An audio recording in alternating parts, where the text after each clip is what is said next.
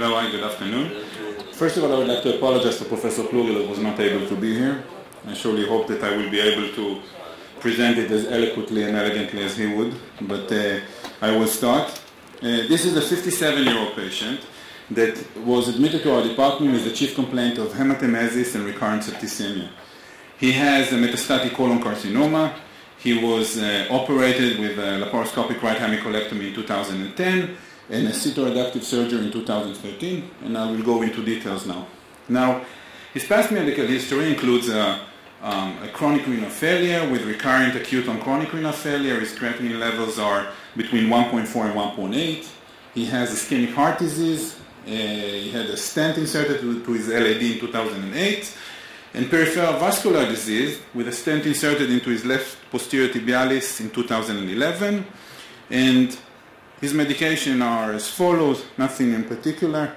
His past surgical history, his story starts at 2010 when he has he's a doctor, by the way, and he gets himself an occult blood test that was positive. He did a colonoscopy, and the colonoscopy found a lesion in the cecum that the biopsy showed a well-differentiated adenocarcinoma. He went to one hospital, not our hospital in Israel. He had a laparoscopic right hemicolectomy that was uneventful, operative and post-operative course. The pathology showed a moderately differentiated adenocarcinoma. 2 out of 12 lymph nodes were involved, and he was staged as T3, N1, M0, stage 3A. He went to the oncologist, and the oncologist gave him 6 months of Folfox, and that he actually did fine with that treatment, and the follow-up was normal. In 2012, he even had an open cholecystectomy for a benign gallstone disease, and in 2013, due to a new anemia, he had the colonoscopy performed, and his colonoscopy was normal. There was a slight irritation of the anastomosis, biopsy were taken and they were normal.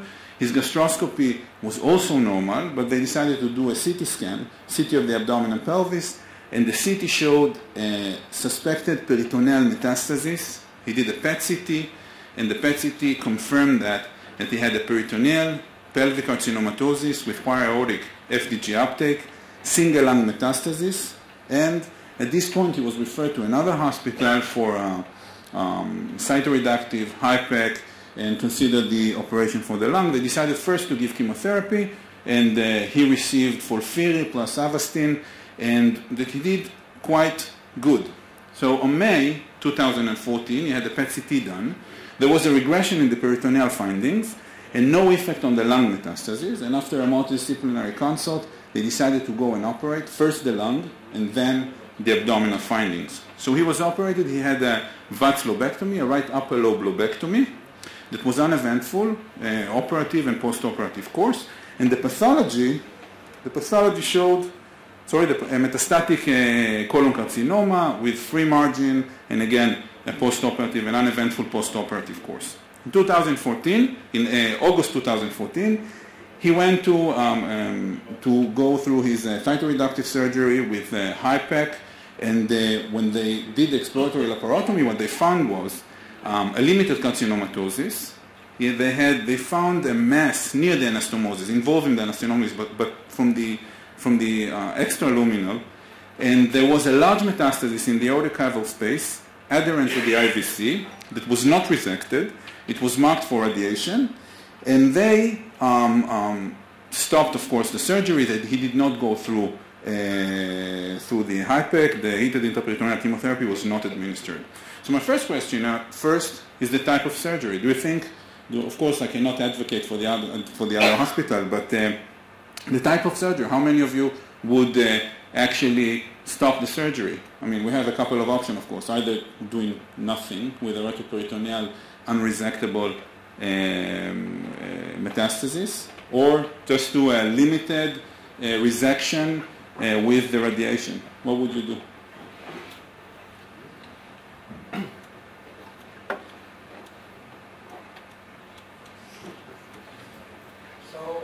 I'm the one who operated on this patient, so it's easy. It's a patient, very risky, high-risk patient. He's a cardiac disease and hypertension, and on top of that, three different sites of metastasis. I mean, lung, peritoneal, and retroperitoneal. So most of us would not operate on a two-site disease. I mean, peritoneum and lung is contraindicated, but in my experience, if we wax out or we treat effectively a single lung metastasis and we wait for 6 months, if there's no recurrence, then I would go for peritoneal hyper. But retroperitoneal disease is an absolute contraindication for hyper, in my opinion. They are doing worse than 10 liver metastases. They are doing worse than 10 lung metastases. So in that case, after we biopsied it, I see no reason to go on and move to the surgery. And we aborted the hyper. I think that was explained. So what about the other lesion then? Would you open and close, for example? Would you consider just open the... Because basically there were some other lesions that were resected. Those were removed on the way. It was not a major operation. We did that. Okay. Going into the retroperitoneum, exposing, getting control on the IDC and the aorta, and we biopsied that. When we got the positive frozen section, we stopped. I think that was the right thing to do. Okay. One very interesting thing, in my opinion, was the radiation therapy for oligometastasis, retroperitoneal oligometastasis. And I think that when you go through the literature, we're all talking about the SBRT, stereotactic body radiotherapy, which is considered in liver and lung, which is, we take it for granted almost.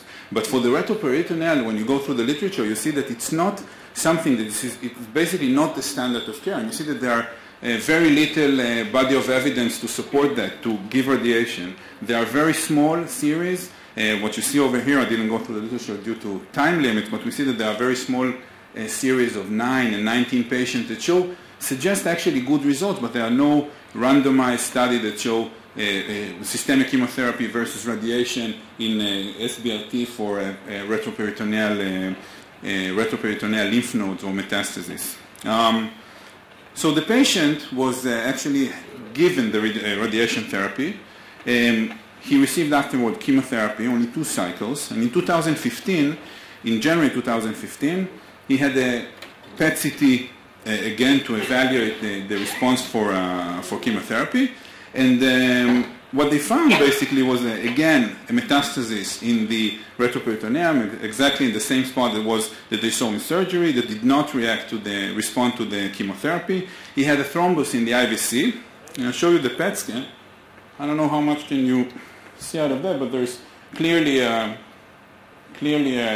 FDG uptake in the close to the vena cava that involves the duodenum, and if I enlarge it a little bit, you can see it over here. And at this point, the patient was admitted to the hospital due to his chief complaint was hematemesis. He was stable hemodynamically. His NG tube was inserted, and there was fresh blood in the NG tube.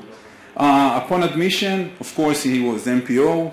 He received fluids, nasogastric tube, PPI, and he had a gastroscopy done. You can see that the patient was stable, but he lost about 4 grams of hemoglobin. And what we saw in the gastroscopy, in the upper endoscopy, what you see over here is basically a huge ulcer between the second and the third part of the duodenum. And the clips that you see over here were not put during the endoscopy. It's something that was actually penetrating from the previous surgery in 2014.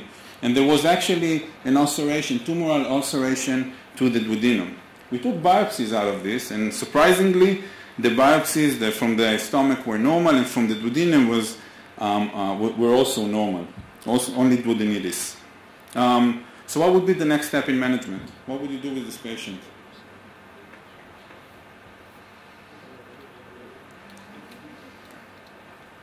Anybody? Angiography. Okay, thank you. Angiography or CT before?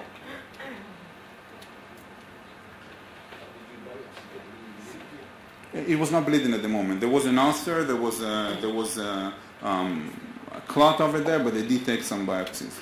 If it still bleeds, make an angiography. If it doesn't bleed, make a CT angio. So the patient was stable.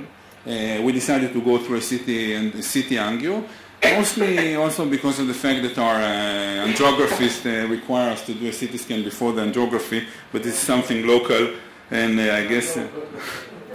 So we did a CT angio. What you see over here is, I don't know how much can you see, but you can see this is the duodenum over here, the second, third part, and there's actually the posterior wall of the duodenum is not complete. There is actually a penetration of the duodenal wall, and there's, as you can see over here, a severe hydronephrosis of the right kidney. And what would you do now? And there's no blush, by the way. There's no contrast blush, and there's no active bleeding. Nothing. Nothing is a good option. We decided anyway to go through an angiography after this CT, and the reason for that was because of the fact that we thought that although there's no active extravasation, contrast extravasation, we thought that there might be some pseudoaneurysm at the area and something that we can embolize prophylactically or something that we can do. And we did go through a...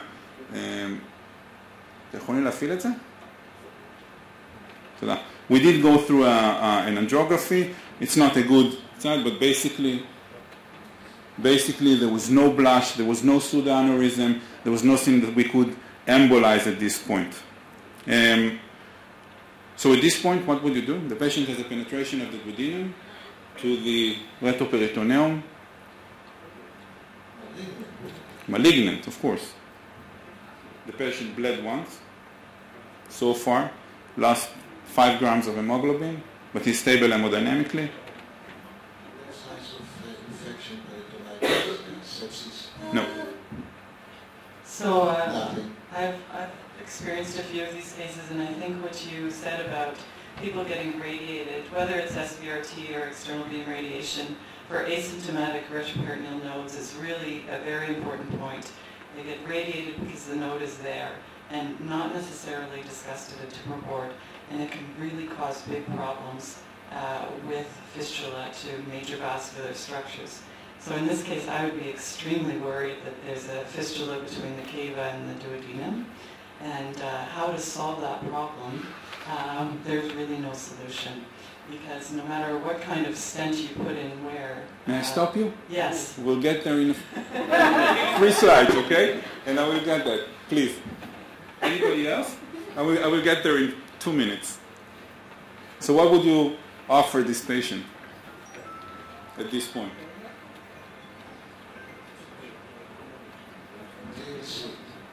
TLC? 10-11 care?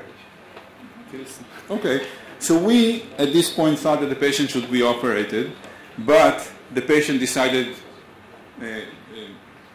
didn't think we were right, and he thought that he needs to be followed alone, and we did not intervene. What we did inserted the right nephrostomy at that point because he had a severe hydronephrosis on the right kidney.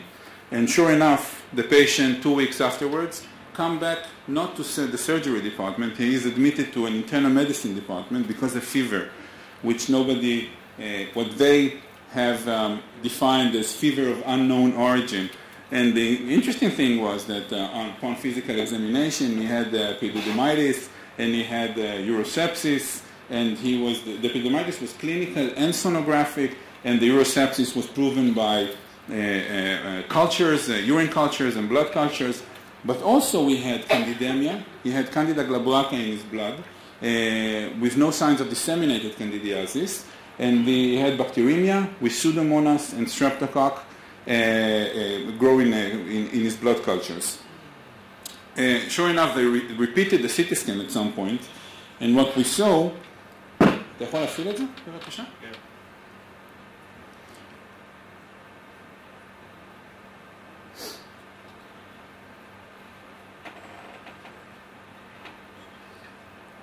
We'll see that in a second again.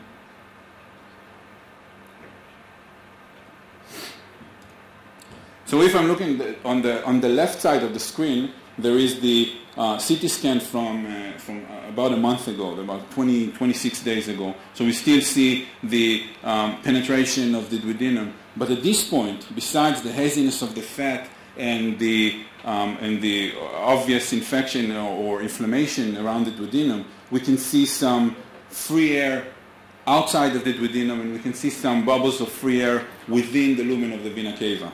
And of course, we can see it in the CT scan the whole role of the CT scan, but there's an obvious, like Professor Swallow said, there's an obvious enterocaval fistula between the duodenum and the vena cava.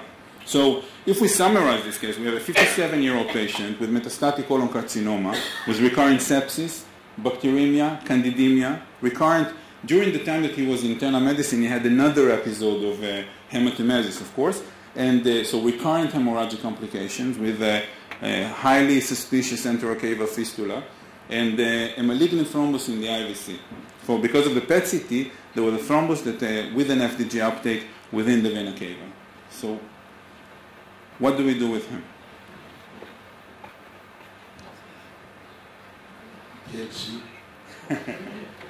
So Professor Swallow started talking about stents, okay? So the first thing was TLC, just watchful waiting, to understand whether the patient had metastatic disease, several sites of metastatic disease, and we can just watch him, but we all realize what's going to happen with this patient. He's going to die either of sepsis or hemorrhagic complications. He's a very young patient, very aware of his situation. He's a doctor himself, and we'll talk about it in a second. What about stenting of the duodenum? Cause only problems. I don't know how much experience do people have with stenting of the duodenum, but the experience that we have, usually they migrate at that area. It's very hard to find a landing zone for the stent. The C shape of the duodenum makes it very hard to put it in a good area. And what about stenting of the vena cava? What about both? Duodenum and vena cava?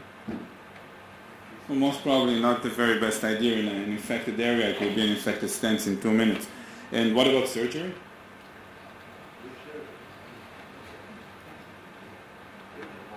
I think surgery will be mainly palliative. This gentleman has a lot of metastatic disease. This is typically what we call herald bleed. The first time he was admitted, that was heralding other complications that happened subsequently. It's interesting you mentioned that he's a doctor. He should know better.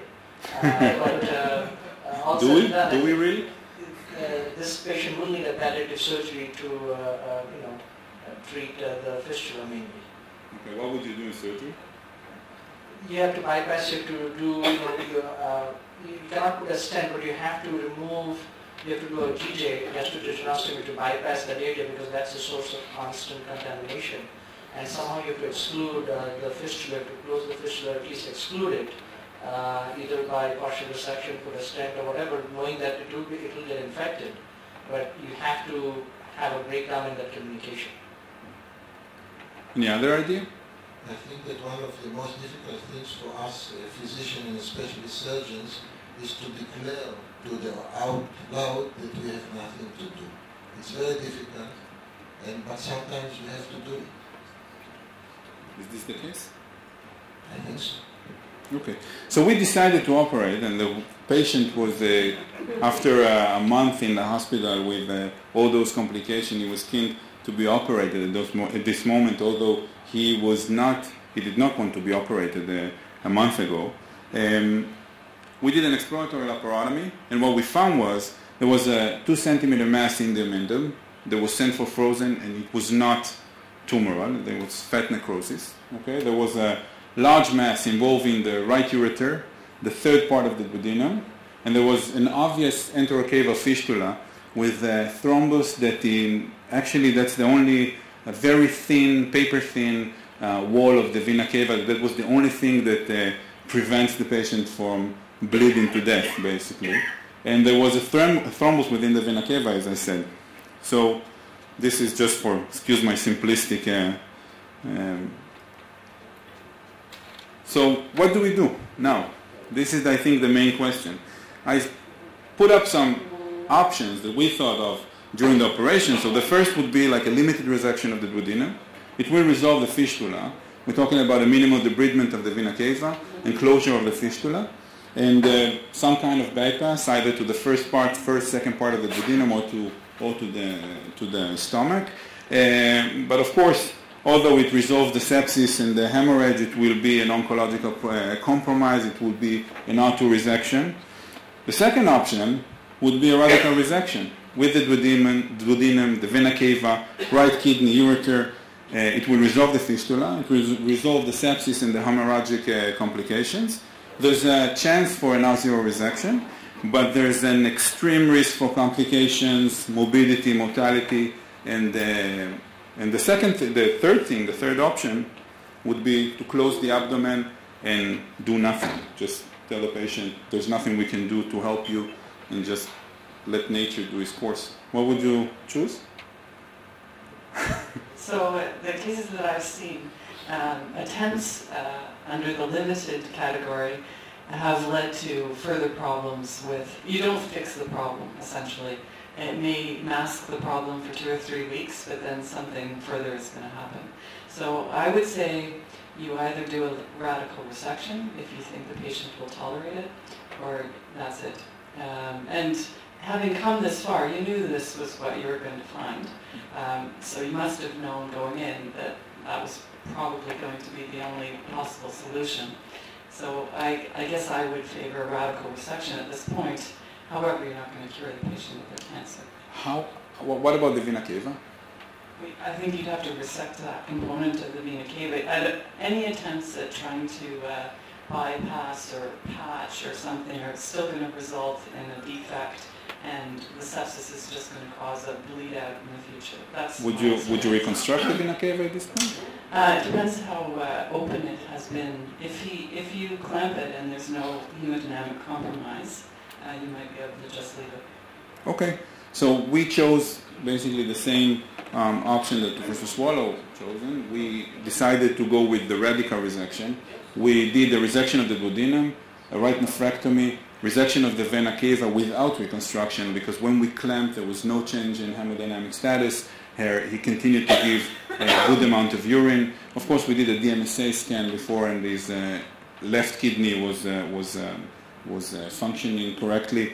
And we did an omentectomy because we were not sure about this mass that the patient had in the omentum. And surprisingly, the operative course was quite well. His intraoperative blood loss was about 400 cc's, and his postoperative course was quite surprisingly uneventful. He was discharged home at POD 12. The only complication, or actually expected complication, was a mild to moderate lower limb edema, with what the patient suffered from scrotal edema mostly, but it resolved in 6 to 8 weeks. The final pathology was that duodenum was, of course, a colon metastasis. The vena cava, the thrombus within the vena cava was not malignant. It was just a simple thrombus. The omentum, it was fat necrosis. It was not a malignant thrombus. And the patient, everything was free margin. So this was basically an R0 resection. And now we have about 10 months follow-up with this patient. The patient is feeling well. He got back to work. He's still doing his work as a doctor in his village. He had the PET-CT done. His last PET-CT was done in December 2015. It was normal without any pathological FDG uptake. And the patient is doing well. Thank you.